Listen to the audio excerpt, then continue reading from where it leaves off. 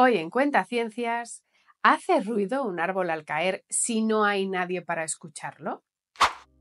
Imaginemos que un árbol cae. Sabemos que produce vibraciones que viajan por el aire como ondas sonoras, pero ¿realmente emite algún sonido si no hay un oído para escucharlo? El sonido ocurre cuando estas ondas sonoras son interpretadas por nuestros cerebros. Sin un receptor, sin una persona, podemos llamarlo sonido. Es un debate que va más allá de la ciencia y entra en la filosofía.